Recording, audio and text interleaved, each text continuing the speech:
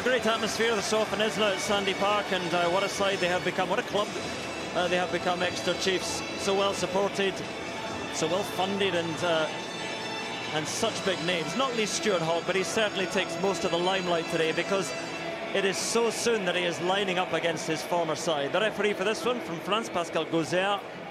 Yeah, I hear you. And as I mentioned, the conditions not too bad at all. Certainly the pitch is a little bit soft, but it looks good, and hopefully this will be an entertaining and closely fought game of rugby. Captain. Adam Hastings, pressure on him. We know what he can do in attack, and as an elegant runner, but again, fly halves sometimes have to do a little bit more than that. And taken in by Seymour. Looks a bit different without his beard now, Seymour, and again adapting to that full-back position, carried in by the young lock forward Scott Cummings, who's growing in stature. But again, an enormous test for him today. So Horn. There is Hastings. Oh, straight through the gap already is Johnson. Johnson now has support from Horn inside. Oh, and a bit delayed with it, John. Horn juggles. What a start by Glasgow. And Grigg tries to drive forward. So suddenly, Exeter Chiefs having to scramble their defence. Hastings, just a pop off the boot. And falling upon it was Tom O'Flaherty, but he effectively slid back over his own line. So great start by Glasgow. They will have the scrum. They might well have had a try there. Yeah, it's a lovely break, wasn't it? All instigated by this little inside pass from Adam Hastings. Thought Johnson had just delayed that pass a little bit too long. Juggled from Horn. Once they're in behind, Exeter are always in trouble. And again, it's that little dab through. But Exeter's defence are going to have to be aware of those runners either side of Adam Hastings. He likes to do that, and then the little dab through just causing problems for O'Flaherty. And what a lovely attacking platform so early on in the game for the away side. Well, everybody knows about the attacking danger of George Horn as a scrum half, and Johnson, who played so well in the last Six Nations, a little bit subdued in the World Cup. But there is a glimpse of what he was doing 6, 7, 8 months ago. So the first scrum. No space. No space, you have to cross both front row. No space. And again, an area where Exeter might hope to have the slight upper hand, although Glasgow scrummaged very well against Sale last week.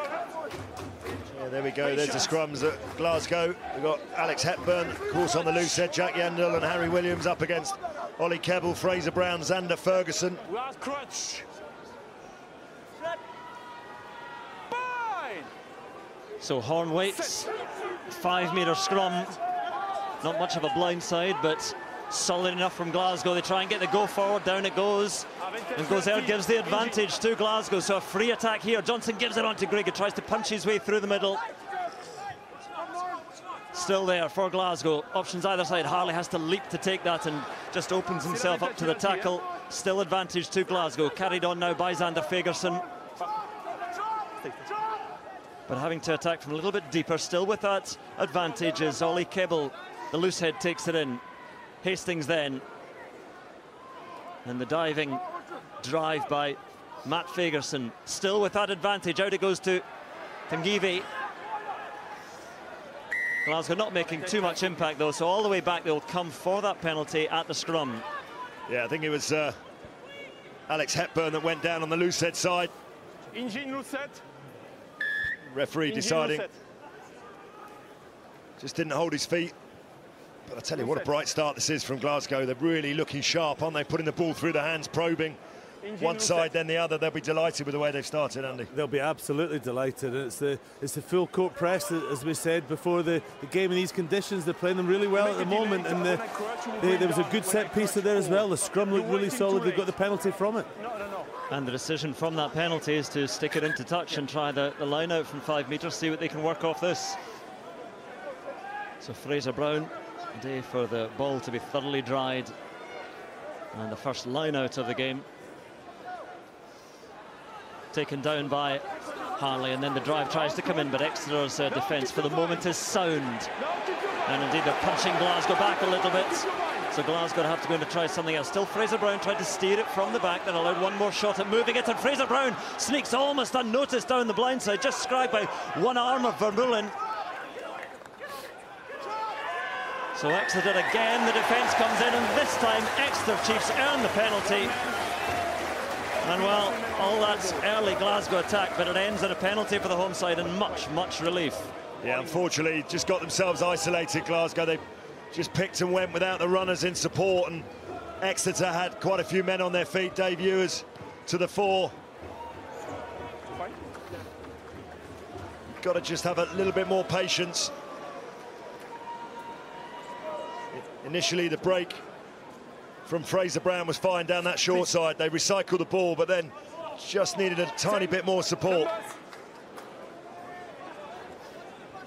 Fraser Brown was almost in himself, as you saw. Vermeulen just about got to him, so Exeter Chiefs then with the line out and unopposed by Glasgow. They're not engaging.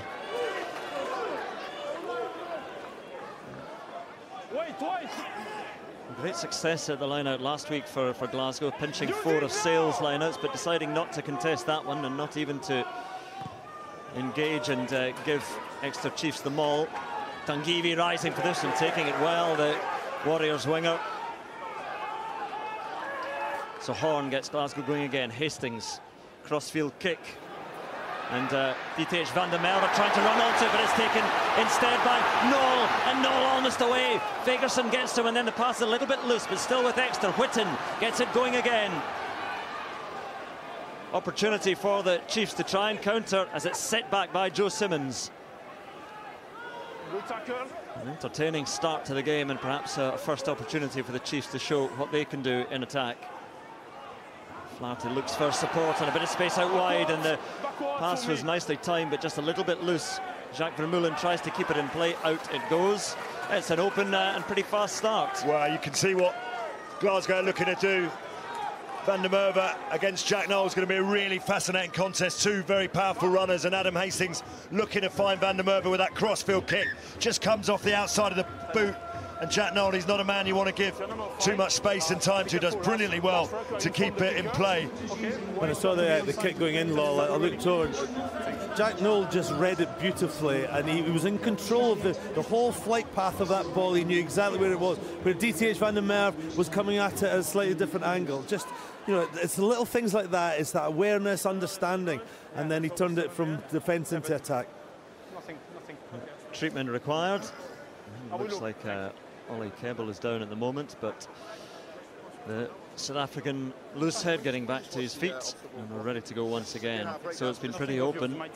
The opening 6 minutes, mostly in the Exeter half, almost entirely, but just beginning to feel their way into the game now. And a test for Fraser Brown and a shortened line out. Taken at the back by Ryan Wilson, flings it down to Horn, and now Hastings once more to the boots and high. And Tom O'Flaherty is waiting for it, a little bit too much on that one, and the winger able to take it comfortably enough, and he sees a bit of space, and Hastings comes across to close it down. So a lot of Hastings boot on ball in the early stages. Hogg, first touch in this game against his old club, a little shimmy and tries to step and get away, and then the offload, was it forward to Knoll? And indeed it was. There was a buzz though when Hogg got that ball. Yeah, I mean, listen, we all know about Stewie Hogg. He wants to try and you know, take the game on, but he caught the ball inside his 22, and you just thought, maybe the option should have been just to pump that one straight back. But he couldn't resist it, could he, Andy? No, he couldn't. I mean, we talked before that the Glasgow Warriors know his strengths, but they know his weakness, and that is probably one of Stuart Hogg's weaknesses. He tries sometimes to do too much with the ball in contact, and so today he just needs to relax, let the ball come to him in space, and then we know how devastating he is as a runner. An interesting one for Hogg today. He'll want so badly to play a good game against his old side today. And Andrew, on that point, sometimes when he's gone out to try and prove a point, he tries too hard. And that's what I'm saying. If he lets the game come to him, he'll have a massive impact. If he tries too hard, then he might just mess up. Rock solid scrum from both sides. Hastings now feeds it on, and Grigg gives it to, well, it's Tommy Seymour, and Seymour just bounces off one challenge, gives it on to Grigg, and Grigg, will they stop him? He spins and he scores. What a try. Grigg starts it and he finishes it, but there was a hefty hit from Seymour to create the opening, and Glasgow have the opening try at Sandy Park. Well, it's a wonderful move. Just went very, very direct. Just went out the back from Adam Hastings, and they took a really, really strong line. Great work from Seymour. Maxime? Also, what we're going to check here. Referee just wants to have a little look at something. I think it might be a pass, because the grounding's fine, because it's wet, he slid in, there's no problem with that. Was it the final pass? I think. So it's Eric Gauzin as the TMO, and so I'm just going to see if Pascal Gauzin is telling Adam Hastings to wait, going to check something. So we'll have a look at it, and is it the first pass from Greg? Greg to Seymour was... Pass is good, Pascal, pass is good. Pass is good, says Eric Gauzin. He breaks into English for us all there. The pass was good. I mean, it was flat. It was a very close quarters. I'll tell you what was good was the ability of Tommy Seymour to bounce that tackle, stay on his feet, and set up a wonderful run for that try. And they thoroughly deserved this start. Yeah, and Tommy Seymour is known for many things. Perhaps raw power is not one of them, but he showed it there. Good strength there. Perhaps the tackling, just the timing was off slightly, but Tommy Seymour will have enjoyed that one. So too, Nick Grigg. His try, and it's 7 points. It's nothing more than they deserve, and just keep hold of the ball. Nick Grigg keeps Henry Slade away, and he just slides in. That's just exactly what Glasgow Warriors deserve after that first 8 minutes. It was Tom O'Flaherty trying to make the tackle, and he did seem to get himself in slightly the wrong position. Well, certainly the wrong position when you look at the after effects of it. And the restart, those patted back by Exeter Chiefs, and in fact there was a little knock on from Glasgow hands there, so scrum to Exeter. Let's have a look at the try one more time. Yeah, it's lovely timing of the pass. Referee decides it's good straight from the set piece. Let's look at this from Hastings, just brings it to the line, out the back. Look at that power there, comes through the middle, and then they just pour through the same hole.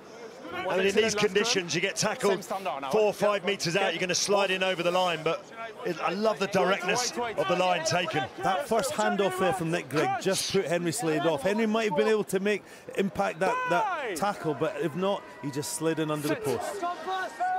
Yes, you look at Nick Grigg and you think there's not too much of him, but do that at your peril if you're playing against him. He packs some rare power into that frame as well. Very difficult, low centre of gravity, difficult man to stop. Yeah, all of which brings us to an extra put into the scrum. Nick White just readying himself as we get a reset. And, you know, as well as Glasgow scrum last week, this is an area that Exeter would like to think they can gain some sort of level of dominance. So it was good for Glasgow in their put-in. It'll be interesting to see Exeter in their put-in. So White feeds, and Exeter, well, it's been pretty solid from both sides. So Pascal Gauzin says just use it now, let's get on with things, as Simmons feeds it out, and little switch move, not quite read, and the pass was a bit loose to ground. This is an interesting. I think there potentially could have been a penalty here against Nick Grigg, because when the ball went to ground, I think Sam Johnson tried to kick it forward. Let's have a look at this. I think the refs called it as a knock-on. There's a wraparound move by Exeter. Nick Grigg reads it well. It comes forward off Adam Hastings into Nick Grigg, and he picks up. He's in an offside position. I think the referee's given it as a scrum. Well, it wasn't the best pass, was it, from Ian Whitten on the runaround? Didn't really give his team any chance, but they get a second bite of the cherry with this scrum.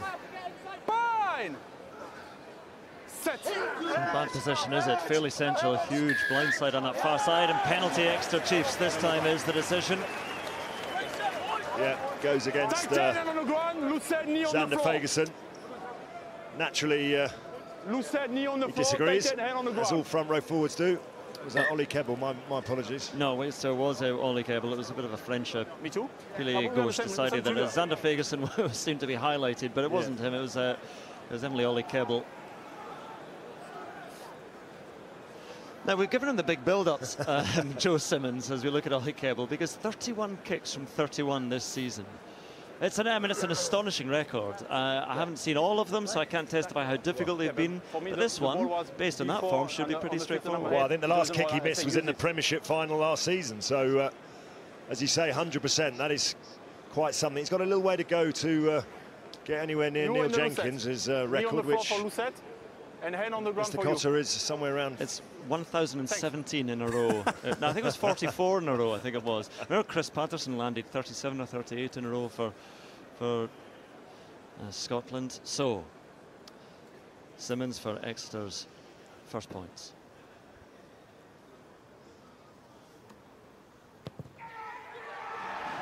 Well, as straight through the middle as you're likely to find. So Chiefs have something on the board and a foothold in this game after that very bright start by Glasgow.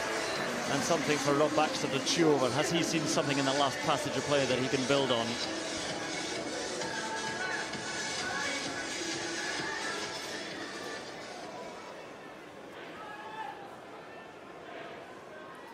Hastings then to get us going again. And Glasgow will just have to trust that, well, as it goes beyond Tanguy into touch. It was a funny one in the air. You saw his face as soon as he struck it. It was a bit of a mishit, wasn't it, yeah. Andy? It was a terrible kick that became a great kick. That nearly worked.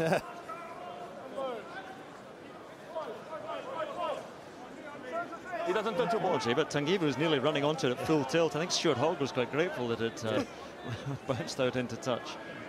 Interesting, both sides looking to cut the line-outs nice and early. Maybe that's a sign of respect to the ability of both sides to pinch them. It works well for the Chiefs, and they get a good drive on as well. And Glasgow not committing too many. Fraser Brown's on the left on his own to defend that one, but Exeter Chiefs have bitten off 20 yards or so. Nick White just a little fumble, but then feeds down this blind side, carried in by Sam Simmons. How well he's playing. And the forwards wait to carry this at close quarters. Again, Glasgow not committing too many to the tackles. Ander Fagerson was left to handle that one. Now Ollie Kebble trying to pull a few jerseys off. Use it now. A nice long ruck as Nick White goes to the air. So the Australian scrum half sends it long, sends it the way of Tanguy. Again, he's pretty solid under the high ball, not too many challenging him. And Glasgow have to attack from depth. There's Fusaro, a small open side flanker, but he gets through a huge amount of work. And another sliced one from George Horn, straight up into the air. And O'Flaherty juggles with it once and then gathers it.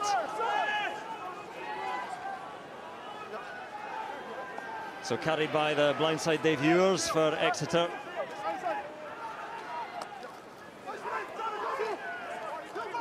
And once more, a bit of continuity from the Chiefs as Ian Whitten takes it in. There is O'Flaherty now. Oh, O'Flaherty slips through and then wanders into the wall of Tanguy. But still with the Chiefs moving through the phases and making a little bit of ground. Once more, it's Dave Ewers taking it in. Oh, and the gap opens up now. Charged through by Simmons, taken down at the last. Finds support though from Nick White. Nick White hangs onto it and sets it back for the Chiefs. Pops it up to Simmons. Oh, and then Simmons after such good work. Good work with a simple fumble. But the Exeter Chiefs are coming to life. Well, it's a simple change of pace, isn't it, from Sam Simmons? Look at this.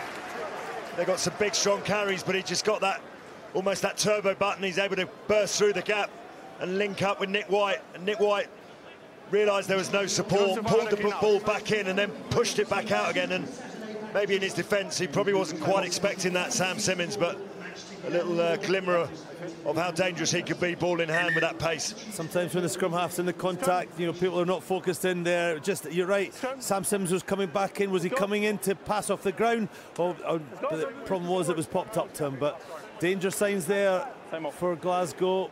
Exeter getting the power game going, and there was space, and then you've got players of pace like that with Sam Simmons going through it, but managed to just snuff it out. He had a terrible injury last year, man of 7 England caps, and I think knocking on the door again, it was an ACL. Only came back in May, Sam Simmons, and he has been so impressive. Someone that I know Lawrence admire. I mean, there's so many good number 8s and good back rows in England. There is, but I mean, you judge back row players by how much they're involved in a game, whether that be ball carries, tackles, whatever it might be. And this guy just involves himself so much, and he's a try machine. 22 in 34 in Premiership and 4 in 7 in Europe. I mean, this guy knows where the try line is. Well, it's Glasgow's ball, but it's a decent position for Exeter if they can somehow manage to turn this around. They just got a bit of an edge on the last scrum. Glasgow solid before that. Now it's a wheeling and crumbling, and away comes Horn. That's a risky one, but Hastings has it now and puts a big boot on it. And O'Flaherty just keeps it in play. So Hogg now, clear ground in front of him. There's that skip again, and a bit of space, and Hogg now dancing and feeding on with the pass forward. Well, just as Slade took it and the crowd didn't hear the whistle, all the way back they come. But there was the penalty decision. Yeah, it was a clear, it was blocking by Henry Slade. Just took Nick Grigg out, which allowed the space for Stuart Hogg to go through to eventually give it to Henry Slade. Yeah, I think sometimes he makes it look very easy, Hogg, but there was a reason there why it did look easy. Yeah, it's a cute piece of play, but not cute enough for the referee who spotted it. We'll certainly have a look at that in a moment, but Hastings, a deep breath and a chance for Glasgow to ease the pressure which has been on them for the last 10 minutes or so. So we can see it here as it comes in. Just watch Henry Slade just take Nick Grigg just there, just a little hip, and that was all it needed to put Nick Grigg out. And it is a clear penalty, right decision. You're allowed to stand your ground, you're not allowed to deviate your line, and perhaps there's a little bit of movement into Grigg there, and Grigg certainly waved those arms around as the rain starts to come down again at Sandy Park, and Brown goes to Harley, down it comes to Horn. There's Johnson. Johnson manages to half bounce off the tackle of Simmons. Elder brother Biggerson and Sam Simmons as well. Brown again, beautiful timing of the pass, and Grigg picking a line, just crawling his way into the 22. So Glasgow on the attack again. Xander Fagerson, bowling ball forward into the Exeter defence, and Brown once more, the hooker. Yendall trying to hold up his opposite number, still there for Horn for Glasgow, and for the carry by the captain, Ryan Wilson. Fagerson clears out and leaves that ball for George Horn, and choice language again, apologies in the silence of Sandy Park. Harley. And Harley is bundled back. So Glasgow again going through the phases, but not perhaps making as much of an inroad as Exeter were in their attacks. Horn again. Hastings. And Hastings again seems to have so much time. Tangivi the chase, but a little bit too long the kick, and Tom O'Flaherty calls the mark. A couple of good, really good defensive sets there for Exeter. Glasgow threatened into the 22 with a couple of nice breaks, but three phases of dominant defence drove them right back and almost forced Adam Hastings into the kick. Rob Harley would not have done that if he didn't think that the little tap had been taken. Or if he wasn't twice the size of the guy that was taking it. It's a fair point. Both those factors came into play. But there we are. Finally we go. Nothing against Rob Harley there, says the referee. So Hastings now a chance again to put that boot on ball over the head of Jack Noel this time. And watching him bounce. It's a well-placed kick from Hastings this time. Yeah, that was a very good kick. He knows that it's going to skid off this wet surface with a lot of rain overnight. But going back to what you can see, well, just let's have a look at this kick. Good trajectory of that kick there into the 22. And that was a good kick by Adam Hastings. The previous one, he actually went onto his left foot. He seemed to change his mind sort of halfway through the call, which was not the right thing to do. So he just needs to keep that control. So the Chiefs captain, Jack Yendall, with a bit of a discussion with Alec Hepburn. And both lineouts are working well. And again, Glasgow Warriors deciding not to challenge that or engage at all.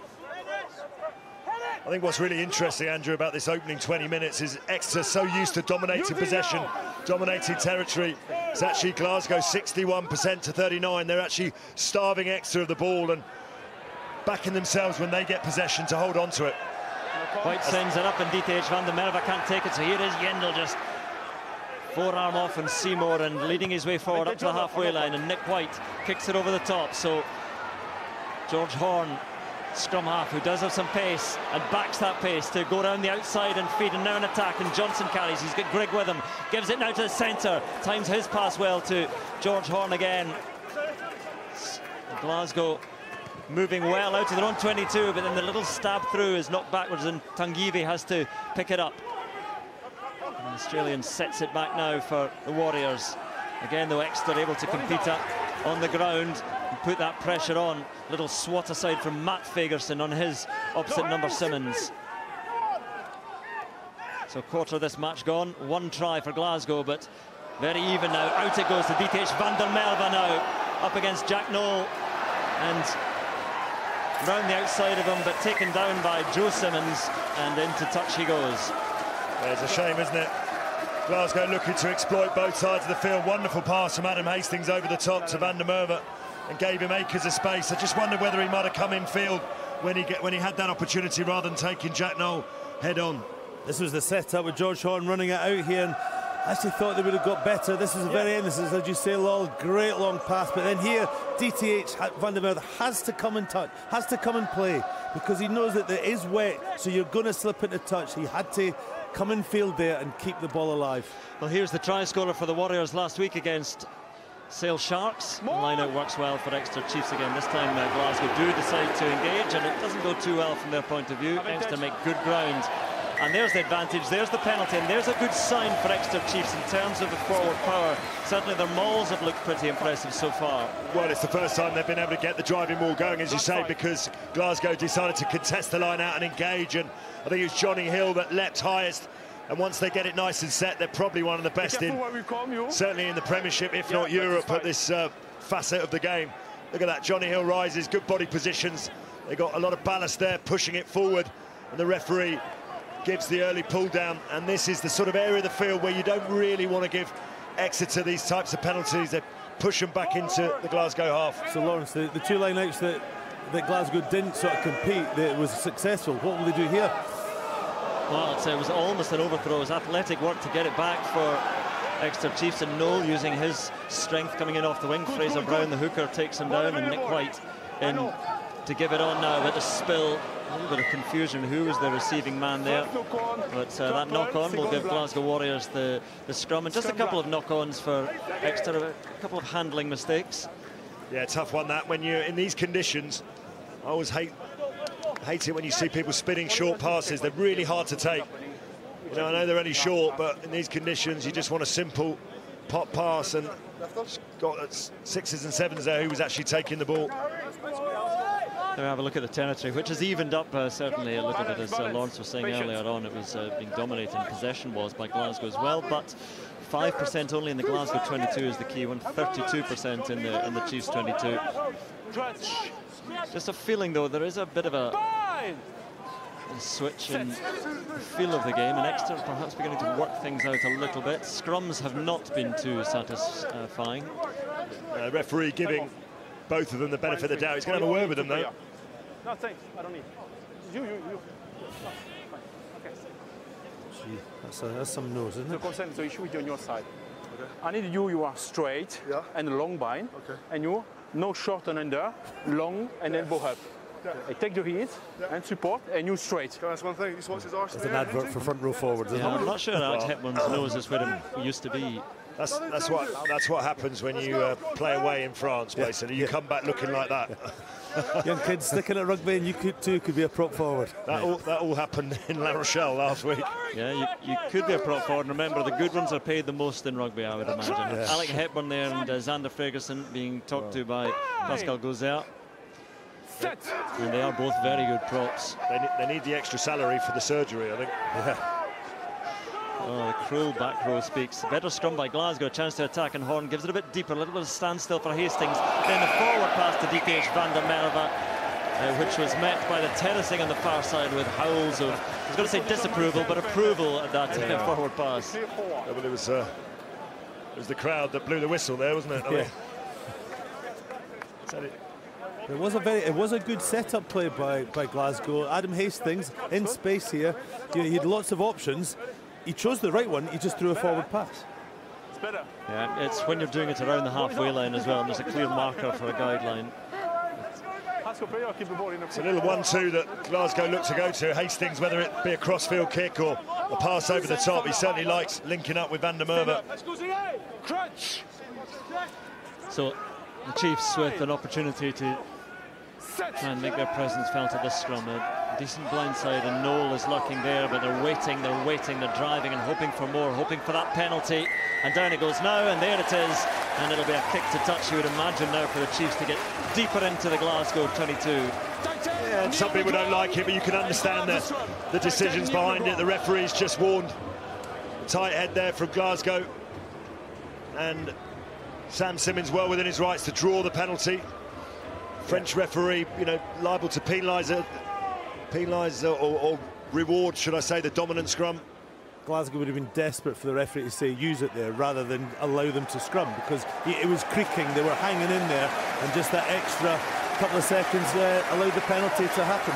You can see it, Dickerson's down on his knee already here. They do like a scrum in France, you know. see it in the top 14. You only have got to look at the size of the tight 5 in France to realise that it's just as well they like a scrum. Yeah, and it's interesting as well, whenever a penalty is conceded in a scrum, obviously we look to the props and they're shown on the screen, but you've got to think about where the power is coming from as well, as Exeter taking a little move that almost worked at the front of the line out to Simmons. He couldn't quite get there, but Exeter rolling towards that line now. The drive by Yendel, but he's repelled, 2 metres short. And now it's Glasgow in dire straits in defence. The pick up by Williams feeds it on to Jacques Vermeulen. He can't quite get there. Advantage to Exeter as well.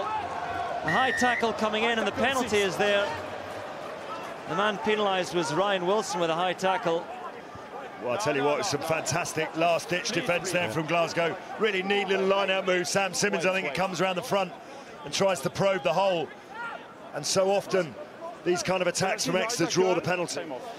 It doesn't look too good for Fraser Brown there. He looks to be in some discomfort, the Glasgow and often Scotland hooker as well. But here is the line-out, which nearly worked well. Yeah, it's a decoy, isn't it, from Ewers at the front there that just allows Simmons to go in. This is a great tackle on Vermeulen. Double tackle, but I think they just get penalised for lying over the ball. I think it's the hand, I think it's the head. We might see it from a different angle. Ryan Wilson there, his right arm has sort of, as a seatbelt tackle, had just come up there, Lawrence, into his neck area. Not you know, high tackle in the sense of where it started, but where it ended up, and I think that's what the penalty was for. So 5 of the last 6 penalties have been conceded by Glasgow. Good news for Glasgow is that Fraser Brown, well, I thought it was good news. He had full attention. He looks to be okay, but this might actually influence the decision that Exeter make now. Last 6 penalties, as you say, given away. Referee's time off. He wants to have a little look. I thought it might be taking the scrum, but they're taking the pick and go. They've got a pre-prepared move here as it's carried in by Hepburn. Still they drive on, this time Dave Ewers can't get closer either. Well, right up to the line they go, but once more kept at bay, just a couple of metres out. Thinking of their options, looking again and driving to the line. This time surely the try is there and given. Pascal Gozer right on the spot. And Exeter Chiefs have their try and they have the lead at Sandy Park. Well, they're just so good, aren't they, at this particular facet of play. This time they decide to go against the grain. Johnny Hill, recognising all the Glasgow defence, is actually on the open side and goes back to the short side. Sort of goes, quite a rangy guy, goes back over the top, look, rides the first challenge and is able to go over the top. All clear. And actually dots it down with his stomach in the end without knocking it on. But, you know, by going almost too low, they forfeited the try line, and that man's delighted. Yes, Johnny Hill, one of the, as we mentioned, there are some big names in there and some lesser names, but Johnny Hill has been playing so well this season. Great in defence, great in the line-out, and now scoring the try for Exeter to give them the lead and to give Joe Simmons the chance to add an extra 2 points.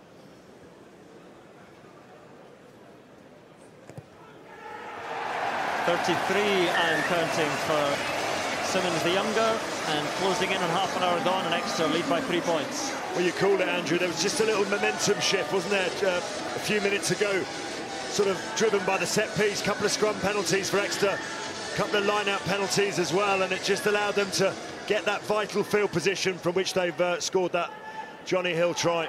And we showed last week in La Rochelle, 8 times they went into the La Rochelle 22 and they got 31 points. That's first time in the Glasgow 22 and they've got 7 points. That's a decent restart. A lot of hang time on that one, and Hogg, the receiver, hasn't had too many touches of the ball yet against his old friends. Steve Rennie said, the Glasgow coach, he is the enemy today. Well, they're mindful. They're not giving him any ball to run onto, are they? They're sort of putting him in areas that he doesn't want to be in, you know, pinning him deep in and forcing him to kick the ball back. And Nick White will kick here. Scrum half just gets it beyond the outstretched arms of Scott Cummings, taken down by Seymour. They have a bit of a screen from George Horn, finds as the referee, and Horn now can give it. Fagerson was there, and Horn to Hastings now, and down the blinds, a little no-look pass from Tommy Seymour, slick, and the drive on. And Glasgow handling well in these damp conditions, and the drive by captain Ryan Wilson. Hastings again. Oh, interception pass was calling, but a little knock on, but that was being read by everybody. Oh, you could almost see that happening before Hastings threw that pass. You know, the way that Adam Hastings plays, he's always looking for the options, and we can see it here. As he gets it, there's lots of blue shirts around, but he just, you know, so he's trying to pick the right option, but it was just read very well. I said there was a lot of blue shirts. What colour are we actually calling the Exeter shirts, Andrew? Violet. Well, Tangivi is going through some single leg bridges. Good exercise, people. It might be... No, he's fine. So he's staying on, so Kyle Steyn will have to wait. You saw him just warming up. I think he's okay. He's feeling that groin, though. Make sure you're not in front of the kicker. Wait, look where he is. Thanks. I'm not sure about Tangivi. He's trying a couple of little runs down this touchline here, chatting away to physio. Well, I'm telling you, Andrew, Andy and I were watching the warm-up, and that was enough to finish any of us off, I can assure you. So if he's feeling it, it's because of that warm-up they did. I've never seen anything like it. I'm not sure about him. There's a little shake of the head. He's going to try here, but Kyle Steyn is sitting down. You see Peter Horn off to the left of the shot there. Alec Price, the other back line replacement, and I think Steyn will be coming on imminently. Balance. Glasgow just be grateful for the put into the scrum, actually. They've been under the pump for a little while now. Ordinarily, you'd say this is a great position for Glasgow. There are options either side, but the scrum is just bind, you pre-engage both. Feeling a bit of pressure. Yeah, the sub is being made. Tangivi can go no further, so that's an early change that they wouldn't have wanted to make, because Tangivi has looked menacing in the first half hour when he's had his chance. So on comes Kyle Steyn, who's a centre. So he will operate on the wing.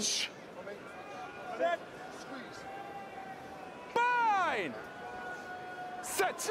And again, it just puts a little bit of pressure on our side for later in the match when a change has to be made a bit earlier. The scrum wheels. Now, what's the decision there from Gozel? This time, penalty to Glasgow. Yeah, so often we see that, don't we, when the scrum wheels round like that, the loose head more often than not gets the blame, cops it for walking round. It's just the penalties are going with the team that are putting the ball in the scrum, isn't it? I mean, it's I think 4 penalties, scrum penalties, all with who's got the put in. Refereeing 101. Doesn't look in a good place, Hetman, but he was the man pinged there. I say, have a look at it, Lawrence. Yeah, well, as it comes round, as I said, it's very hard, you know, to almost stop that momentum as a loose head to stop driving, and inevitably the referee doesn't want that to happen, so calls the penalty against that Exeter side. As I said, they're often isolated, and Xander Fagerson took the blame for the scrum in the Glasgow half, and he gets the plaudits here, and Adam Hastings with a chance to draw Glasgow level.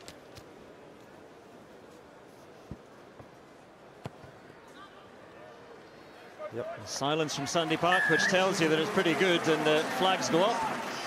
And there we are, 32 minutes gone, and nothing between these two sides. He'll be quite happy, Dave Rennie, with the way his side have stayed in the fight, taking the game in the opening 20 minutes to the home side and just recovered themselves. We've got a game on our hands here tonight. So Joe Simmons this time with a hang time, and Harley waits, and O'Flaherty tries to get it back for Exeter. It was good work by the winger. Into touch it goes, though, and Glasgow will have the line out.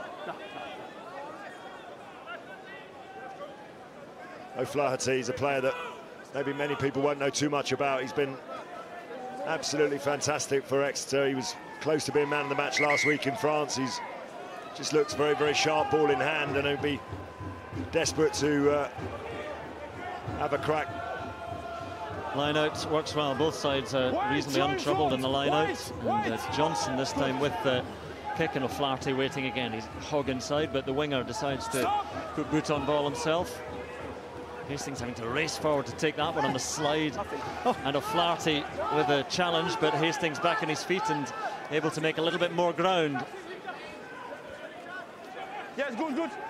Horn, thanks to. He's buzzing around, gives it to Johnson. Quick hands as well. Now here's Steyn on the wing, improvised winger, bouncing off a couple of tackles, though good work by the South African.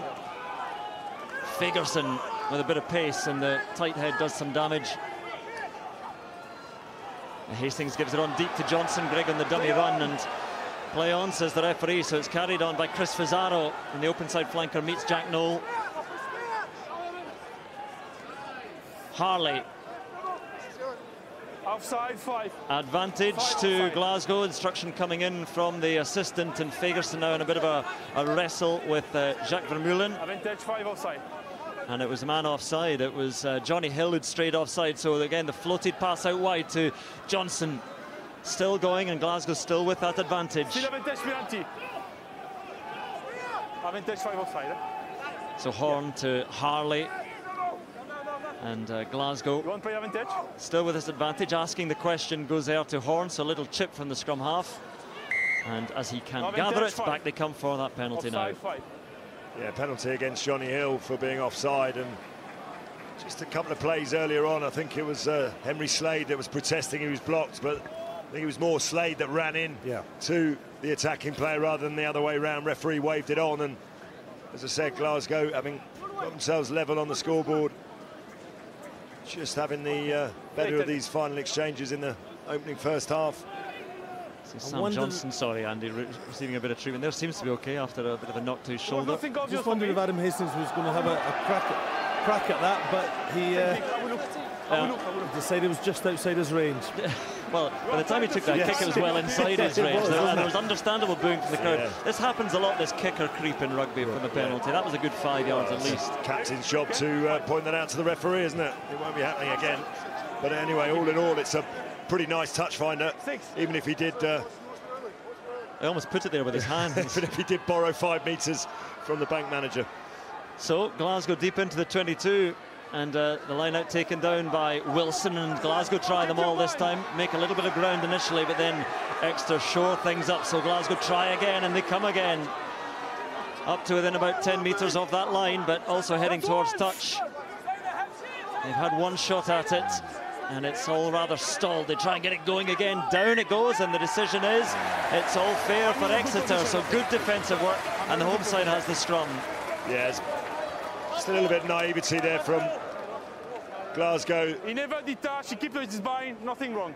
You know, if you're going to have a crack at that, you've got to make sure the ball is at the back, because once the referee shouts once, you know, that's almost a sign to the Exeter players that if they're there legally, which they were, then they can pile in round the corner if they don't change their bind. And that's exactly what happened. First of all, it's Johnny Hill. He's okay on this side because he's there from the initial binding. But as it swings back round, you've got 2 or 3 Exeter players there. Hepburn, Ewers, Vermeulen. And it's almost when the referee's arm goes up, they know that they could just collapse that and they'll get the put in. There's at no point where sort of Glasgow in control of the ball at the back there, so that it could come out at any time. Bit of injury to Exeter captain Jack Yendall. Let's remind you of the rugby that's happening elsewhere on BT Sport this weekend. And plenty of matches, of course, in the Champions Cup and the Challenge Cup. Lyon against Leinster, that's taking place at the moment at the Stade Gerland. Leinster winners last week, Lyon. Not so. Harlequins against Bath here on BT Sport 2 following this match. That's a 5:15 kick-off in Pool 3, the bottom 2 teams. Munster against Racing, Pool 4, the top 2. That's at the same time in BT Sport 3. Lucette, elbow up, tight long bind.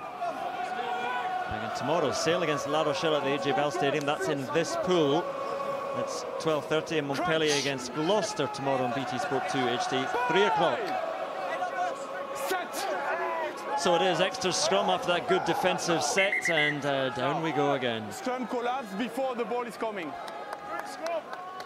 Yeah, I mean, it's difficult conditions underfoot, to be honest. There's been a lot of rain here just before kick-off, and raining sporadically during the game as well, so it's not the easiest for the 2 sets of scrums.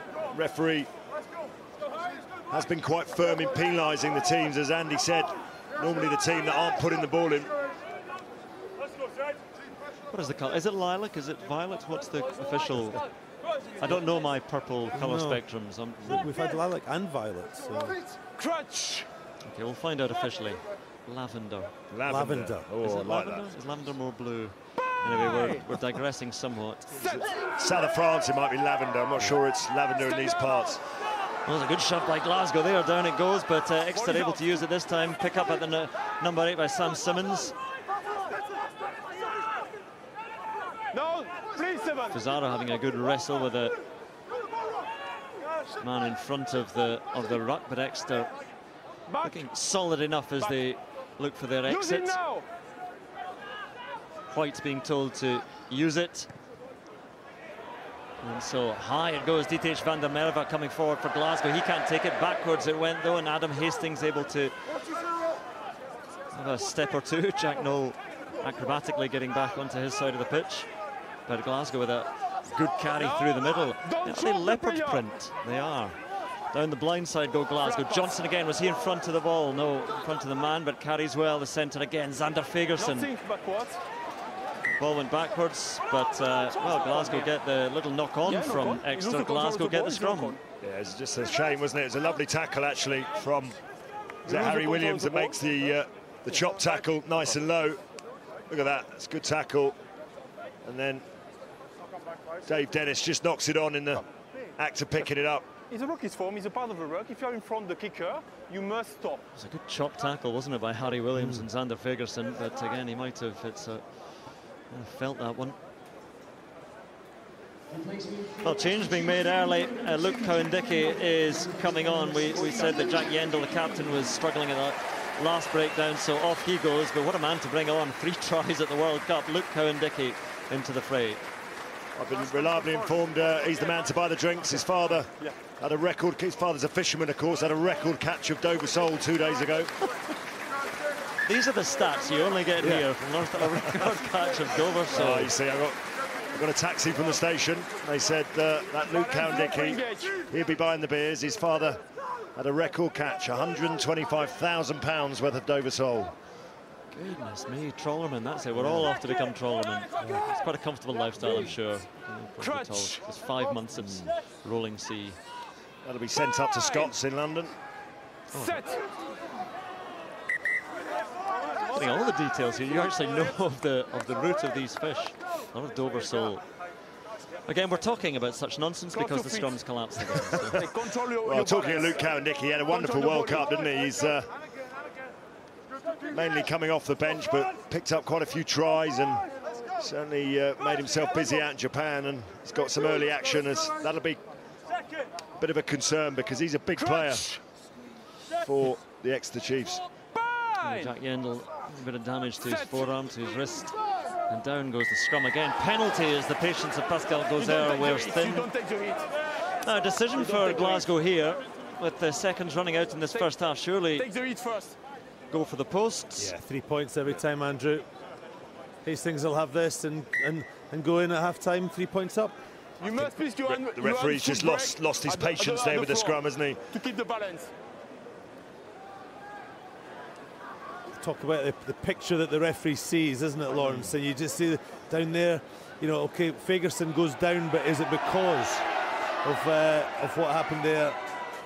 Well, he's actually said that Exeter didn't take the hit, they didn't take the weight coming through, which bit of a tough one. Yeah. Well, the clock goes red, and Adam Hastings with a final kick off this first half and a chance to put Glasgow in front going into the break.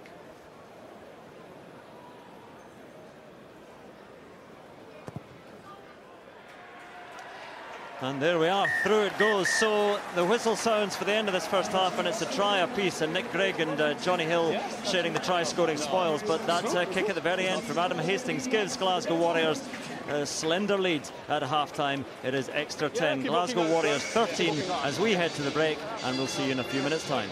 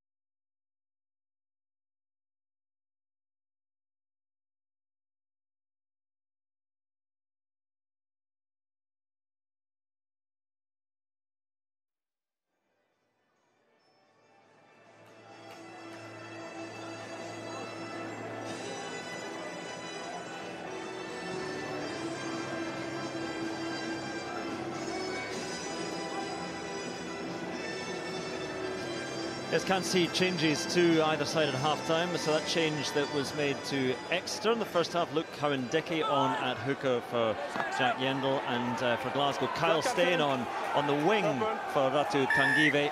Those are the changes that have been made. And Glasgow with a slight advantage, as you saw Gregor Townsend watching on. Former Glasgow man, Scotland coach, alongside Sam Skinner. What a miss he was, I think, for Scotland in the World Cup. The pass just a little bit loose to Sam Johnson, so that gives the opportunity to Exeter straight away, and Luke Cowan-Dickey rolling forward. O'Flaherty comes in to play scrum half. Gives it on to Hepburn, and Exeter with a real opportunity in the very early stages of this second half, and White gives it back to O'Flaherty. Straight into Fraser Brown.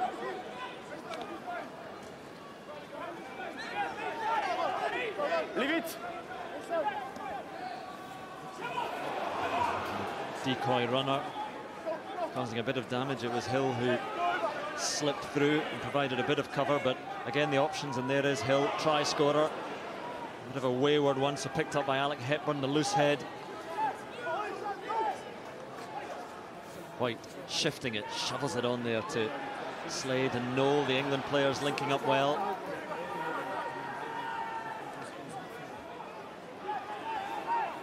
And Glasgow's defence standing up at the moment. Exeter battering around and about the gain line. And slows down a bit, and White runs a long way back and then feeds an ugly pass. And Noel tries to make something of it now and scripts through, and Noel looking for friends, and he has support, and Exeter will surely have their try. And then it is Henry Slade, frees himself and scores. Well, they tried and tried and tried and couldn't make it through that Glasgow defence, but suddenly it opened up through the work by Jack Noel, and the score comes the way of Henry Slade. Well, you talked about that England international combination a few phases earlier in the play, and it's proved to be a lethal combination to get Henry Slade over the line. And Jack Noel is just one of those players that's so hard to tackle. You've got to squeeze the legs and crush him down. Look, it looked like absolutely nothing was on there, and he just brushed off 2 or 3 tackles, and then he knew exactly where Henry Slade was. The offload on the inside. Look, even giving Ian Whitten a handoff for good measure. Great finish, but the opportunity they got was what were Glasgow doing off the kickoff?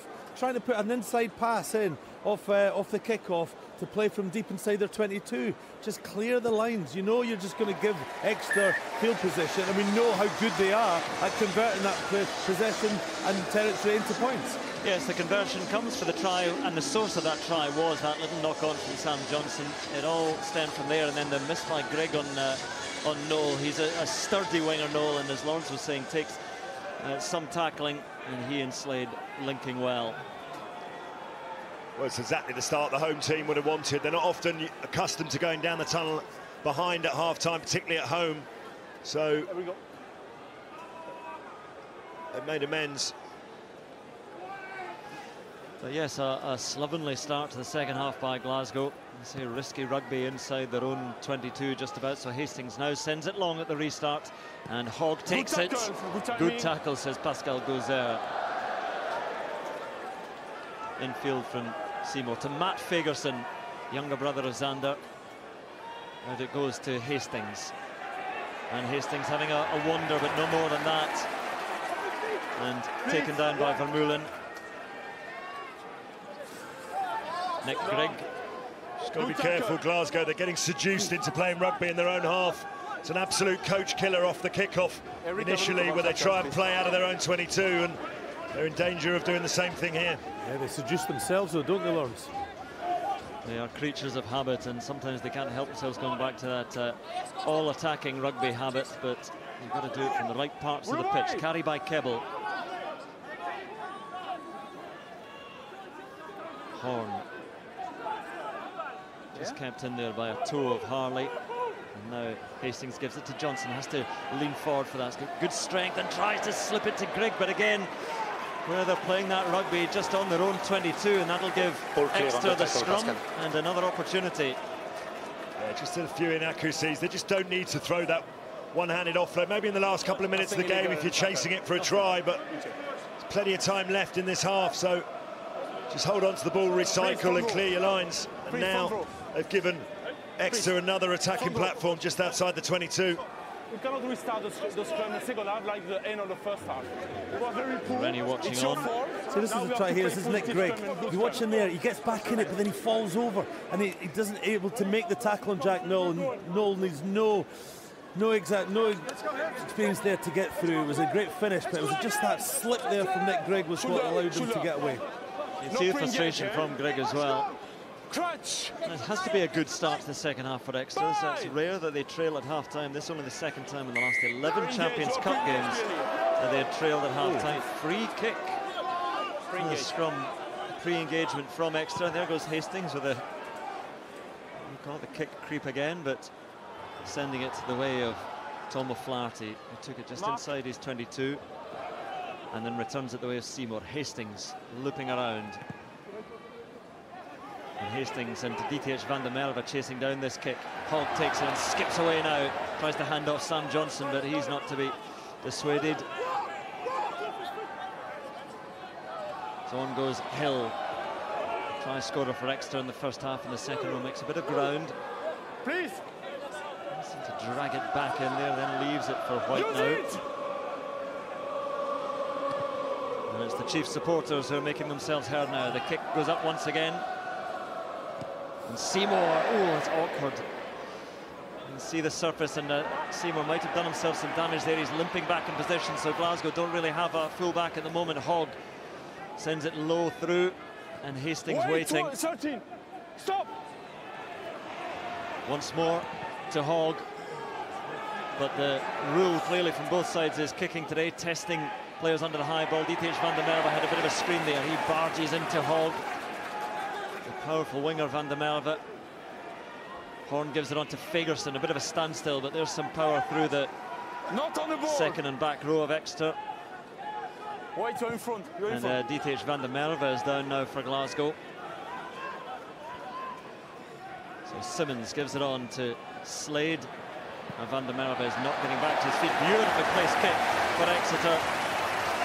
Yeah, slide rule precision from Henry Slade with that left boot, but just wondered if a couple of kicks back in the play, why Seymour didn't mark that kick. He had plenty of time to mark it, and there's no benefit from not doing so, and he ended up slipping and causing himself a bit of damage. Is that van der Merwe down? Yes. Yeah. And again, with Tanguy off in the first half, they are lacking a bit of cover. And Tommy Seymour's not looking comfortable either, so Glasgow are beginning to look a bit stretched in the backs. His left foot just slipped. His left foot just slipped there. But Launch is absolutely right. He had plenty of time to just take the mark, take the. You know, it's not been a great start to this. Is the van der Merwe injury.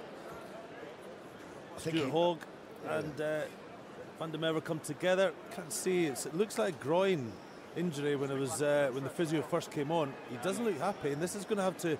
There's going to be major surgery required on the back line with Carl Stein already on. Pete Horn is the one that's left.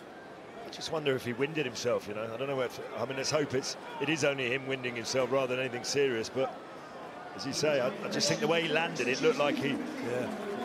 Well, Ben Moon is coming on for Exeter. He'll come on at loose head for Alec Hepburn. So there we are, there's a good bit of experience to come on as well. The 30-year-old Devonian, 8 England caps, and on he comes from Hepburn, who has been in a bit of a game today. Now, again, as Lawrence was saying, if it is just a winding, it's very, very painful and uncomfortable, but much better than a groin injury, and he's trying to carry on at the moment, van der Merwe, but Glasgow with the ball from the line now, but under real pressure. Fraser Brown holding it at the back, the hooker, and just slips it away. No. And Glasgow claim the ball has gone down, and there is the penalty now, and that will be the ideal exit for you release your bind. The Warriors. Well, there we go. It's very self-explanatory, and referee gave Exeter every opportunity not to give the penalty away, and again, it was eventually Vermeulen that couldn't help but bite, and that's a nice easy out for Glasgow. So not the best kick to touch for Hastings off that right boot, and DTH van der Merwe still does not look in a particularly happy way, but I'm not sure he would be continuing if it were a serious groin problem, obviously. Well, also, as Andy pointed out, they'd have to make some serious changes and reshuffling to their back line, of course. It's a long one, and it's just taken down by Scott Cummings. A little loop around from Brown, gives it on to Johnson. He's done his fair shift already today.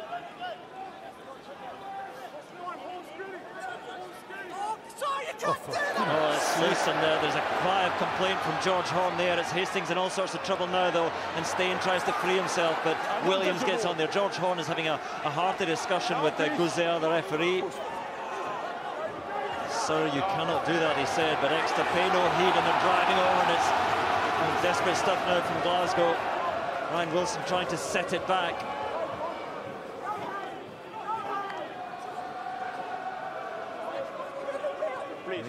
Pascal Gouzer is closing down lines of communication to George Horn at the moment, and Horn just has to focus on the task at hand, feeding his forwards and trying to get away from the Warriors line. Yeah, he's just trying to get his composure back the scrum half, having tore a strip off the referee.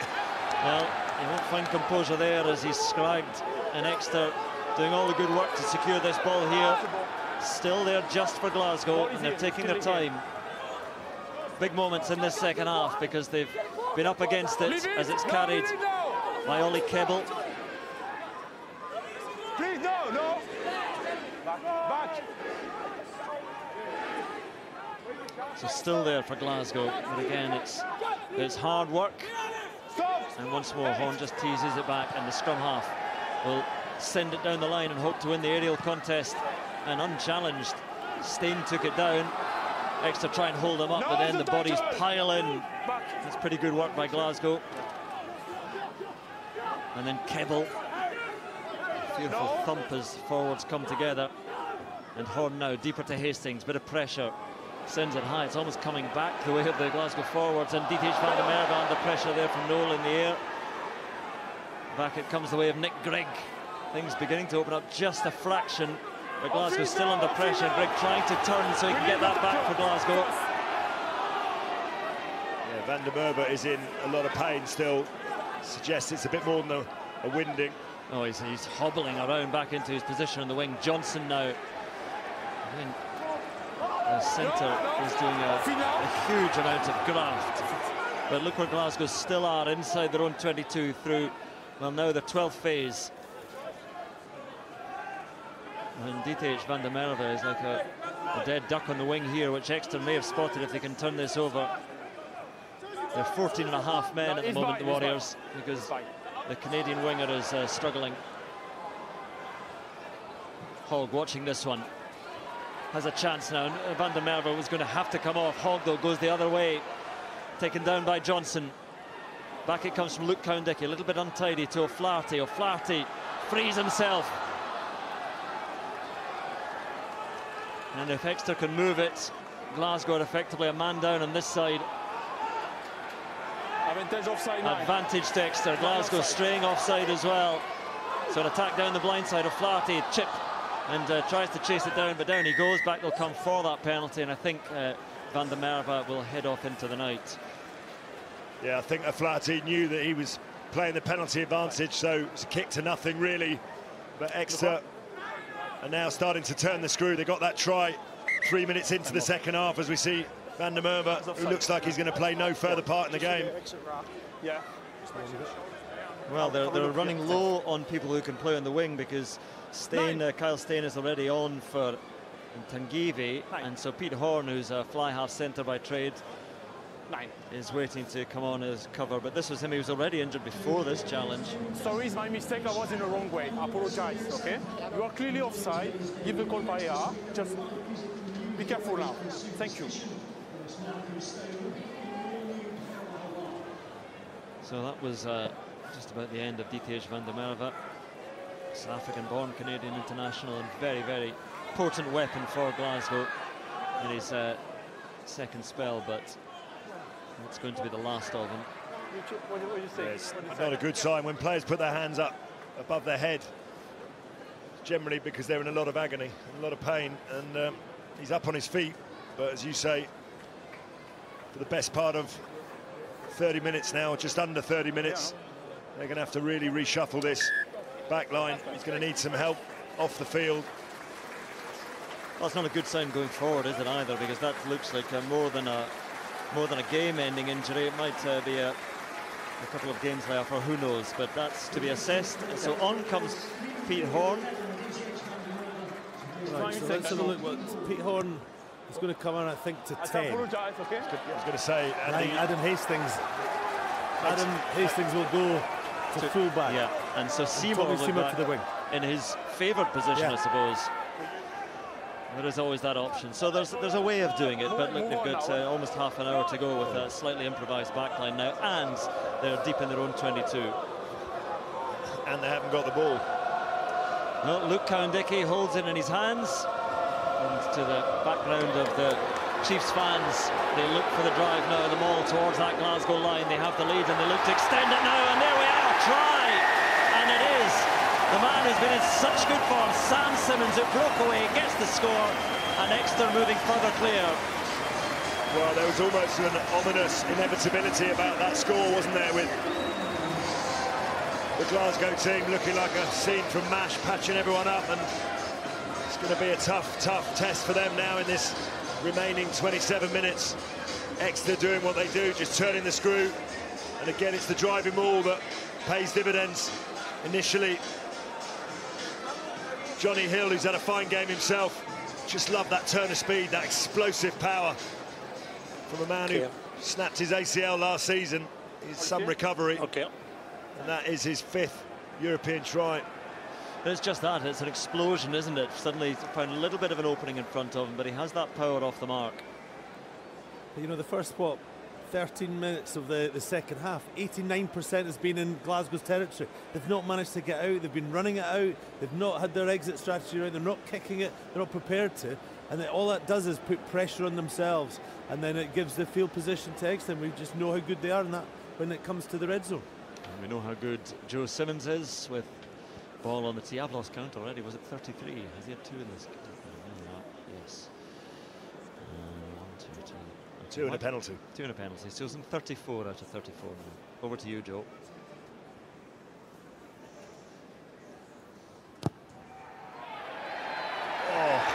One to test him, but he gets it in there. So he keeps on going, and Exeter keep on stretching their lead as well. Well, no emotion from the coaches there, but they are now in a seriously commanding position as we see it again. Johnny Hill rising high. Glasgow commit all their men to try and stop it, shear it off, and Sam Simmons is the beneficiary. And now you've got to feel Exeter will be seeking out that bonus point try, which would really put them in a very commanding position. Oh, that's now, is that a good hit? Fine, says Pascal Gozer, but that was chest high, and we're going to have I think we might have a look at this one. It's nasty, isn't it? Looked like he got hit in the... Oh, it's a shot in the neck, is it? I don't want to accuse anyone of doing Pascal, something. We need to check this. Matt Fagerson coming in. Fagerson, well, I mean, he catches him high, no doubt about that, but I don't think it's anything. Eric, I want to review the tackle by number... I mean, he's falling down, isn't he? He's falling down, he's caught him high. I don't think there's anything more than a penalty there for me. Matt Fagerson didn't change his angle at any time. It was just what came in front. He was always going at that same height, which was low, but I think they're going to look very closely at this. Well, they will, because he's hit him in the neck, sort of top of the shoulder, neck. But there has to be mitigation. Look. So it's Dave Dennis going up. Down he comes. Yeah, and as he's coming down, as you say, Matt Fagerson is wrapped with the arm, and he sort of hits him at the top of the shoulder. I mean, I think that's quite a harsh one if he gets carded. I know they look at outcome now, but he is falling down. He's going at the right height if he's standing up, but because he's falling down, it's now going into the neck, head area. I think it'll be a yellow here. He tried to make a tackle with the 2 arms, and tackle around the neck is, for me, just a penalty. Well, just a penalty, so Glasgow will be spared. I think that's probably the result they would have been hoping for. Exeter, well, we're about to hear the crowd at Sandy Park. They will not agree with this. Well, it's common sense. It's the right decision, I'm afraid. It is the right decision. You know, there's mitigation because he's falling down. He's hit him around the top of the shoulders, not actually the neck, and it's not with any particular amount of force, and that's probably got him off the yellow card. You know what, they didn't particularly disagree with it, they just muttered around Sandy Park, so just getting on with it. But there's a mistake, missing touch from the penalty, and Adam Hastings, who's now effectively playing full-back, sends it out, and just one little hop on the pitch before bouncing into touch. So mistake there from Exeter. Simmons and Simmons at the minute, isn't it? Yeah. They are highly effective as a double act on this Exeter Chiefs team. Night falls in the southwest, and Luke Cowan-Dickey was a little bit wayward, but Exeter have it untidily at the moment, but White gives it on, a little wraparound move involving Henry Slade. Out it goes to Hogg, and now Noel into Johnson.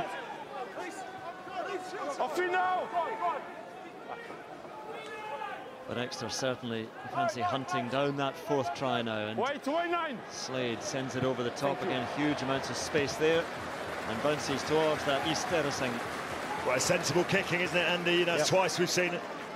Henry Slade utilise that left boot. You know, not a lot on. The two passes behind the back sort of put him in quite a deep position. There wasn't really anything on outside him, so just put the ball in behind. And put them into an area that they've been all second half, and just like Glasgow, try and run it out, because that's clearly what the tactic is. It hasn't worked so far, and they'll be able to exert more pressure on them. Harley under pressure, had to reach across to get that one back from Horn to On the chest. Hastings. On the chest, Fayon. Carried this down by Ryan Wilson. Steven! Horn again, a little bit of football to get this back for the scrum half to kick. It's just the foot of Fraser Brown there at the back, keeping that in. And out it comes, and up it goes. Flaherty takes it nicely from there. So Exeter with ball to play with again, and Luke Cowan-Dickey into Harley. No? Thanks. And Nick White gets it the way of Simmons, and he stabs it towards touch, and one hop and out it goes beyond Stain. So Exeter doing what they've been doing throughout much of the second half, keeping Glasgow pegged back. It's exactly the tactics, really. Two. You know, it's putting the onus on Glasgow. Look at the scoreboard. 11-point gap. It's Glasgow that have got to force the running now, and from Exeter's point of view, the deeper that comes, the better, because they'll Time off. 9. Force them into mistakes. Black As George Turner is on at hooker for Fraser Brown, and straight on to take the line out. And you saw there what Exeter have been doing when they get into the Glasgow 22. Far better at converting it into points. Ali Price is coming on at scrum half as well for George Horn. A shake of the head from Horn. It's been back foot stuff for the Glasgow scrum half in this second half. So George Turner, his first action to find Harley. Good timing. But Exeter with a good At once. defensive shove. Turner holding it at the back and remaining attached just, and then takes it on himself. Back, back. Glasgow have to try and find a way out of their own 22. Kebble is wrestled to the ground. Back forward 16. Very good line speed from Exeter. They're not really letting them out anywhere. Look, 1, 2, really good couple of defensive hits. Glasgow going to have to go to the kick, having not made any ground at all, and should be on Exeter's terms. Okay. So Price will do that now. Sends it the way of Jack Noel. And Noel now crossfield and into space. Options out wide for Exeter, locked over the top. Carried by Slade. Sends a kick through, and O'Flaherty's flying, and he gets there. What a try! What a finish by the winger. The timing of his dive for the ball. 4 tries for Exeter. Bonus point coming to the southwest. Well, what a way to bring up the bonus point, but it was all about Exeter Chiefs' defence. That's what created that try. They didn't give Glasgow any room for manoeuvre in that 22. Luke Cowan-Dickey flew up out the defensive line, smashed his opposite number, and then the box kick from Ali Price gave Jack Noel so much time and space. Look at this. He's got all that time and space to run into. Some delightful hands there over the top. And look at this wonderful weighted kick from Slade. And how about the finish from O'Flaherty? He had a wonderful finish last week in La Rochelle, which was all about him using his hands to keep the ball over the try line, but this was timing of the run. Slade was just absolutely brilliant there. He just knew exactly what he was going to do and then executed it perfectly for Lau Flatty just to slide in. Adam Hastings is not a full back, but that was just a full foot race, and he was fantastic. What a second half, 19 points in 19 minutes since the break for Exeter to move them well clear, and there may be another 2, so it's not an easy one for Joe Simmons, but they have the bonus point try, so not that they can relax a little bit, but they are playing with some swagger now, Exeter. I'll tell you what will please Rob Baxter is that defensive set that created the try. Yeah. It's the sort of thing you love seeing your team do.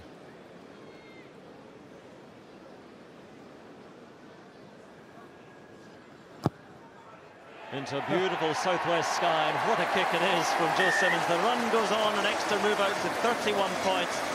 Into the final quarter of the match, they have the bonus point try, and Rob Baxter, Exeter's director of rugby, you must be delighted with what you've seen since half-time. Yeah, I mean, it was the challenge we set ourselves at half-time. We actually said we don't need to create a game where they score a few, we score a few. Unless you want to, that you decide whether you create that kind of a game and you do something and then you kind of ease off a bit, or you can decide to take, complete control, and you do it in various ways. And the biggest one for us was controlling possession and obviously territory. And we've managed to do that fantastically well up until now, and we're just reaping the rewards. Fantastic attitude from the players this third quarter. Excellent, thanks Rob. We'll leave it there because Exeter once again on the attack. Flat pass. They've really got their tails up now, haven't they? And through comes Ali Price, but Nick White, the Australian scrum half, able to feed Hogg, and once more down into the Glasgow 22, but this one hobbles the wrong way and over the try line. Did it die just on the line? No, Tommy Seymour with a leg over there anyway, so a grimace from Hogg, and Glasgow will be able to try and send the 22 restart a long way down the pitch, I would imagine. They just haven't had any territory. Well, we were going to ask Rob Baxter what he said at half-time, but I think it's been pretty clear. This isn't a game where we need to allow them to play and give them too much possession, because they're a dangerous side, and he must have been delighted with the response of his team. We should get him back on. We'll give a microphone back to Rob. Anyway, Stuart Hogg is off. What a strange evening it must have been for Stuart Hogg, playing against the side that he has played with for 9 seasons, and a lot of friends there, and certainly colleagues. And Gregor Townsend watching on. But Hogg is off and replaced.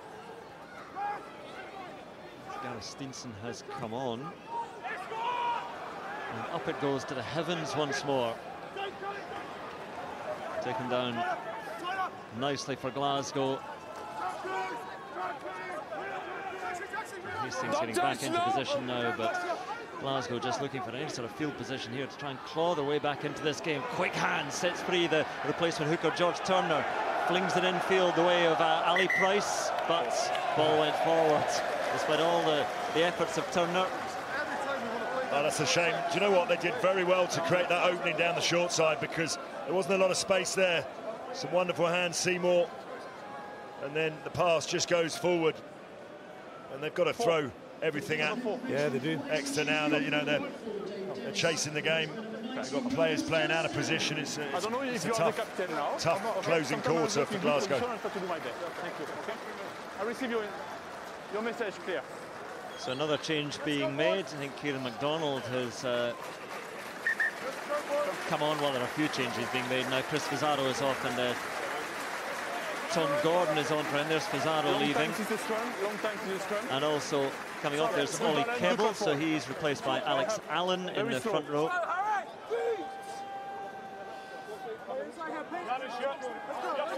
There's Alex Allen on the loose head now. But Exeter Chiefs are in total control now and turn this game around. Rare trailing at half-time. There's a big shove in the scrum. They were hoping for the penalty there, but the ball was out, so Nick White has to have a little adventure, and now here is O'Flaherty. And Slade, how well he's played, and Noel too. These two linking again. Noel deciding nothing doing down the wing, so travelling infield. Play on, flat. Flat pass, says Pascal Gauzet. So fine for Exeter Chiefs to have another pop. And a pass en avant. and so scrum to Glasgow Warriors. Well, they were toying with the forward pass on a couple of occasions earlier on in the play, and referee was happy it was flat. Nick White doesn't agree. Ball was outside, outside the scrum. 13. The crowd falls silent here. I think they're happy with what they've seen, and I think, well, pretty much the game is won. Still a long way to go, but it's very difficult to see a way back into it now for the Warriors. And actually, for Exeter Chiefs, having had an indifferent, for a side that are so consistent domestically year in, year out, I think their ratio of wins is somewhere in Europe is around 34%. So for them to open their European account with an away win and a bonus point in La Rochelle and a home win, what looks like a home win now with a bonus point against Glasgow, it's a pretty big statement for this team in Europe. Just a reminder, the other two teams in this pool, Sale and La Rochelle, Pool 2, and they play tomorrow at the AJ Bell Stadium. Penalty now to the Chiefs at the scrum, so everything going their way. Yeah, just felt the set-piece dominance, which we thought might come on board sort of the last quarter of that first half, and certainly pretty much throughout this second half. It's started to take its toll. When you look to the two packs on paper and the benches as well, you just thought to yourself, maybe this Glasgow team just look a little bit lightweight compared to the Exeter forwards, and it's just started to take its toll. Penalties at scrum, 2 tries from the rolling maul at the line out. Is he walk around? It's almost a mirror image of the game 2 years ago, Lawrence, where it was a competitive match for 50 minutes, and then the size and the bulk sort of really took grip, and I think that's happened again here today. Changes for Exeter in the back row. Don Armand is coming on for Jacques Van Meulen, and Marcus Street, very promising young prop. There's Don Armand. Marcus Street is on for Harry Williams. Again, the strength they have in reserve, Exeter, those are useful players to bring on. Well, especially at this stage where, again, Glasgow have had to make those early changes, so they'll be really starting to fatigue now. And what a kick to touch it was from Henry Slade. So opportunity as Exeter come again, just a barging drive by Sam Hill there. But Glasgow get the penalty, so some respite. Clean out around the neck, clean out around the neck. Clean out around the neck. In a strong position, you clean around the neck. It's a neck roll or a clean out around the neck, very clear. So Adam Hastings into touch on this near side, and Glasgow almost out of their own half. Let's have another look at this. As Sam Hill goes barging through. It's pretty clear. 1-1 just. The stuffing's gone out of the game with the turnaround that Exeter have made in this second half. Xander Fagerson is coming off after his hard afternoon's work. Darcy Ray is on, and you saw Ryan Wilson coming off as well. Time on. Yeah, I mean, it's one-way traffic. It's been 21-0 since half-time, and that's pretty comprehensive. And the line out was good work by Harley to pat that back. But George Turner, the hooker, the replacement hooker, has to try and secure it now as Price clears out a few bodies, and the drive on by Kieran MacDonald, who's on the field now. And Pete Horn gives it through Sam Johnson to Adam Hastings, can't quite get away. Able to compose himself and feed Kyle Steyn, but where Glasgow are once again, and it's just a wall, an extra wall that they cannot get past at the moment. But now the spin from Horn and the feed, an opportunity to try and make some ground. Flinging it around Glasgow, it's risky stuff, but they have to try something. And now there's a bit of space. Sam Johnson gives it on to Steyn. Couldn't quite get that pass away. They're checking something, the assistant with his referee as Glasgow try and make ground up to halfway, but... Just wonder if it's the late hit from Luke Cowan-Dickey earlier on in the play.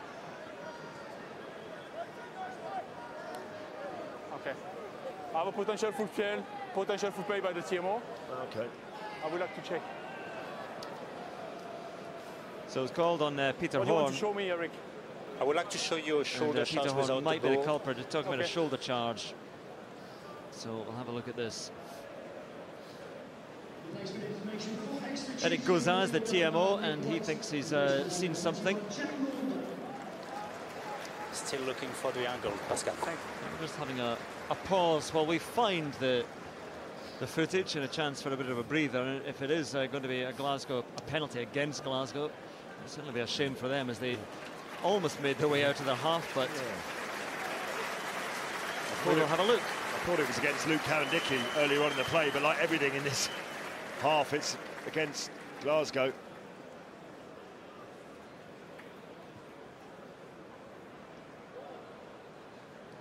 Okay, there's nothing there from Peter Horn, but Peter Horn is... He falls into this. He trips over into it. No, he's fallen over Ben Moon. À gauche de l'écran. Yes, this just as he comes in a shot. Some legs stretched out by Ben Moon, checking but for the best angle, just in trying to get back up to his feet. I'm waiting the best angle. Thank you so much. Regarde à gauche. Well, he takes Nick White out the game, but I think it's... Okay, he trips over Ben Moon's foot. I was going to say, I think it's accidental. Can you back, please, Eric? Okay, so it might not be that we're looking at. So a little pause here as checking Pascal Gauzer looks to the screens.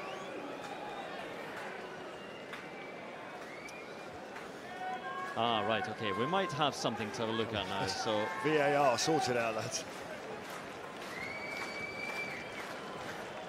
Ah, right, so let's see. So ignore Peter Horn here. He is guilt-free, but I will show you another angle. Yeah. let's see who it was. Was it Kieran MacDonald? Sorry, he's just standing still there. He's just kind of standing. I think the player is in front. He charged the player. For me, when I saw the big screen, it's penalty. He's never in position to. He's just standing every time he's playing. It's clearly without the ball. Okay, it's clearly without the ball. On shoulder. Yeah. So there's Kieran MacDonald. Okay, 19 blue. For me, it's PK and yellow card. Does he stand the ground or does he move into it? And is it anywhere near the ball? Oh, it's Kieran MacDonald. We got there in the end. There's about 3 or 4 different people we were looking at, but it's actually the culprit is number 19. Is you 19? Yeah. Kieran MacDonald, who has shoulder charge. You charge the ball. You never want to play the ball. It's yellow card. Thanks. Well, there we are. That was a rather protracted discussion in TMO, but Kieran MacDonald is off for 10 minutes, so things go from bad to worse for Glasgow.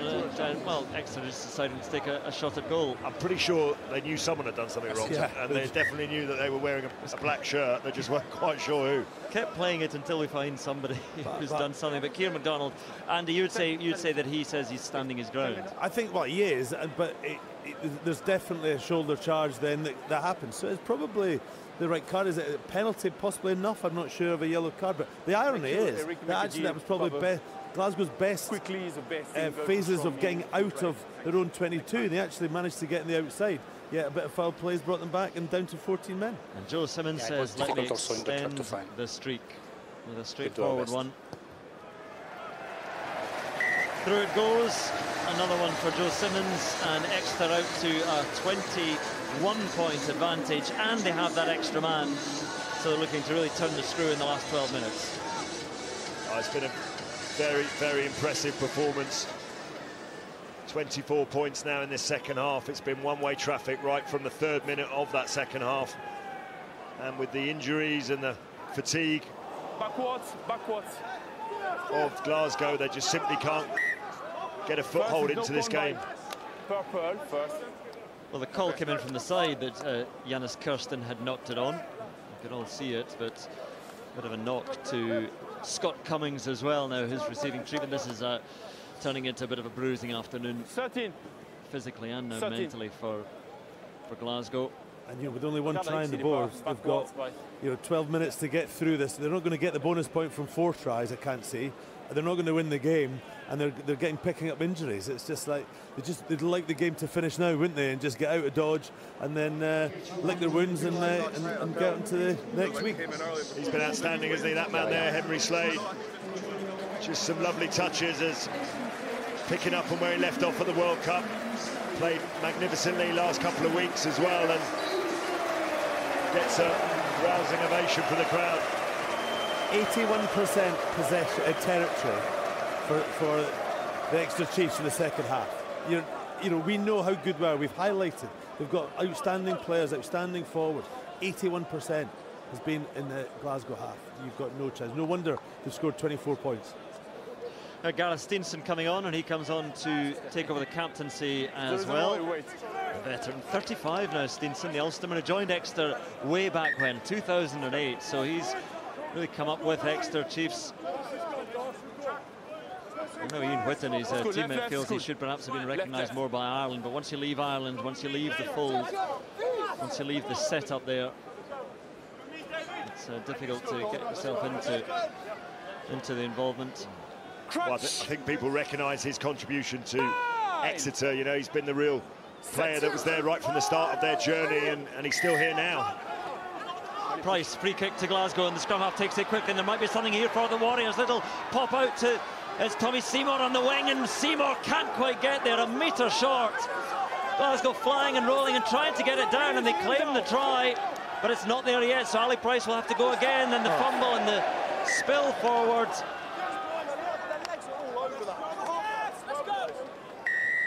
Yeah, penalty to Glasgow. Yeah, Glasgow complaining there were legs all over that as the pass was being made. They were lying all over it, and I think the referee thought about it and then agreed. Well, they are a man down. They're missing Kieran MacDonald, who is second row, so they're missing a bit of bulk here, but they still fancy that they can get something from this line out. And I think their best chance of a try might well have been if Seymour could have stretched half a metre further, because Exeter will throw everything into this defence.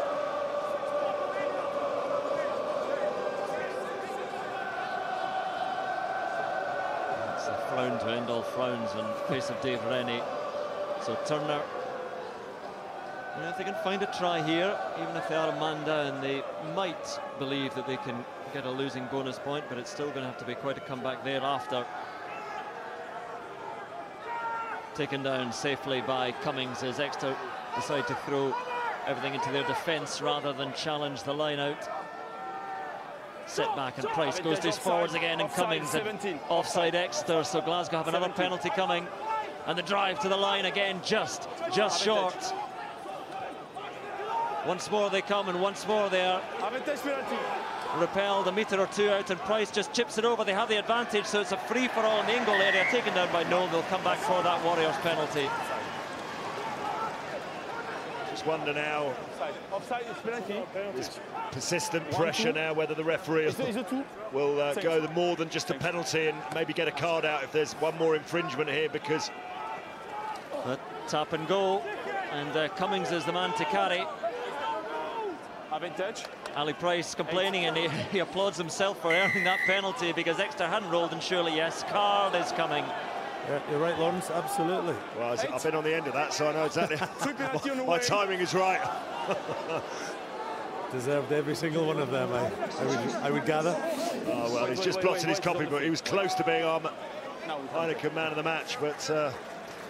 Well, Sam Simmons is off for 10 minutes, so we're all square in personnel, and Harley takes it. Oh my goodness, he's halved around the knees there and going no further. It's a maul now, and Glasgow try and drive, but there's a bit of a roadblock stopping their progress. But off the side they come and spin, and well, they're isolated, the Glasgow attack. It was a one-man effort.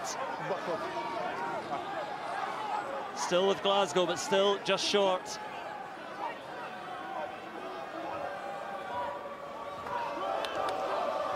Scrambling forward, Turner sets it back, Price in to get it again, and once more it goes to Scott Cummings.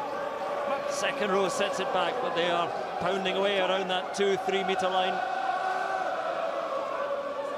And it's only the Chiefs fans cheering at the moment as George Turner is flung back, so Glasgow have to come from deeper. Price flings it out. Glasgow try the backs, but it's given only to Jack Monder, the replacement scrum half. Well, what a defensive set again from Exeter Chiefs.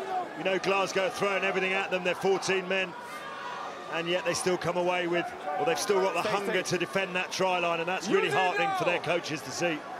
Now, Glasgow, they would have fancied a try there, and with Exeter down a man as well, they would have genuinely believed they could get within a losing bonus point, get within 7 points, but the clearance and then the spill by Tommy Seymour, and Exeter have the ball anyway, and a chance for them to run now. It's Luke Cowan-Dickey, always impressive, coming off the bench and So too again today. 7 minutes remaining. And Glasgow straying offside this time, and the high tackle, so Exeter with the penalty. And that attack from Glasgow has all ended rather badly. Offside, high tackle, penalty.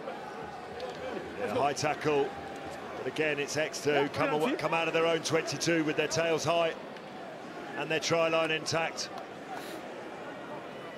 You know, that defensive set might sort of impress Rob Baxter more than, say, some of the tries of the bonus point, because that's real character, isn't it? That's the attitude. You need to dig deep.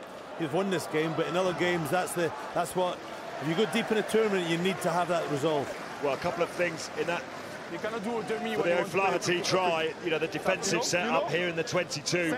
That's the sort of thing you'll show on a Monday morning and say that's the reason why Tom scored that try. And again, that defensive set you just mentioned there, Andy, that can take you further in the tournament.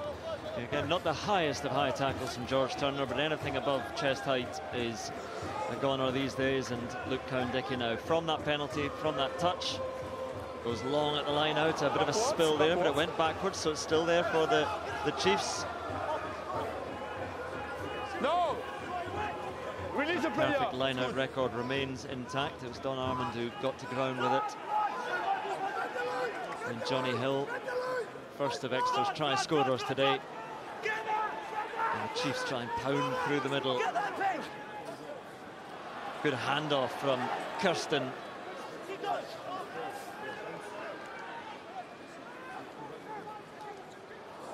And a juggle from Steenson does well to keep it alive. And Johnson in this time with a tackle. Thought he might have gone up a little bit high. But Simmons able to get to ground with it. And here's Kirsten again as the link. And Steenson. O'Flaherty just delays and times that pass on to Ian Whitten. And Exeter threatening again. Playing with a pace. And O'Flaherty almost through. One handoff. Can't quite get him out into the open. But Exeter come forward again. Good hit comes in from George Turner. And a bit of company alongside him as well. Monder gives it out, and there's Steenson. There is Simmons, and on to Jack Noel. Jack Noel against Stain, and Noel will win the battle. No, can't quite get it down. Well, he got it down, but loses it just before the line. No point. Well, again, Exeter finishing the stronger side, as you might expect. Some determined defending from Glasgow kept that man Jack Noel out. Look at this. No con first, no con first. Just fingertips, isn't it? Fingertips. Does he just force the knock on? Oh. There's no con first on field scrum here. Yeah. Thanks. Good defence by Stain, isn't it? Because he's not a winger. He's up against one of the best finishers, and he does enough. And that's all it is, enough. It's just grabs enough of the jersey, doesn't he, to force the knock on. Yeah. You do 2 steps forward. If you're playing out of position, the worst, one of the wingers you wouldn't want to be playing against in that position would be Jack Noel. Yeah, frustrating year in many ways for Jack Noel with that injury in the Premiership final.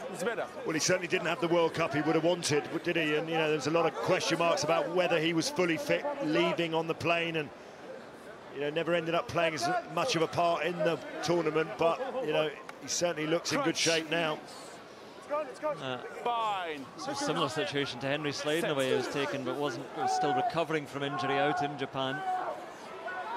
Exeter putting the heave on here, but Glasgow move it quickly. The carry by Matt Fagerson, but that was a thump as he went down. Price gives it to Johnson, and Johnson is out and away. Good work by the Australian-born centre. And Glasgow have the penalty. Yeah, from the side. Luke Cowan-Dickie in at the side. Don't think Ewe has ever released the tackler anyway, or the tackle player. But Luke Cowan-Dickie, who's been a bundle of energy since he's come on as well. He's made some very impressive defensive hits. In a losing cause, if you're to pick out one player of Glasgow, I think Sam Johnson's had a good game. He's done very well. The World Cup didn't work for him, and it's like he's come back into Glasgow environment, and he's just getting that buzz back. He's got his mojo back. And he is key. He's absolutely key to Glasgow.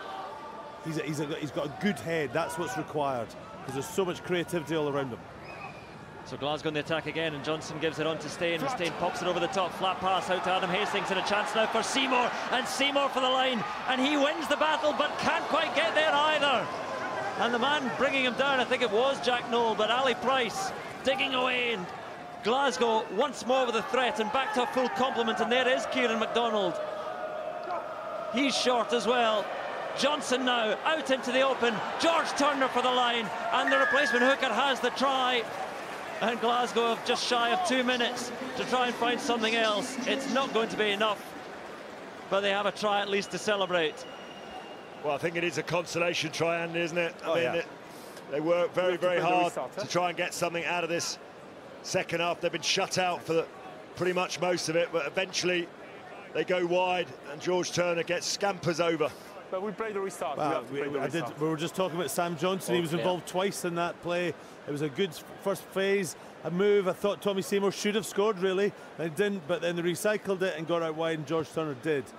Oh, it's a big conversion as well, and off the post it comes, and there is Glasgow's chance gone of trying to get within 7 points, because if that had gone through, a converted try would have brought them within 7 points. And there's a little shrug from Dave Rennie. So no more than consolation. Well, there's been some notable performances in this Exeter Chiefs team, isn't there? I thought Johnny Hill's been magnificent. Sam Simmons has again covered himself in glory. Joe Simmons, immaculate with the boot again. But our Heineken man of the match is that man there, Jack Noel. He's been outstanding. Set up that wonderful try for Henry Slade. And he's our Heineken Cup man of the match.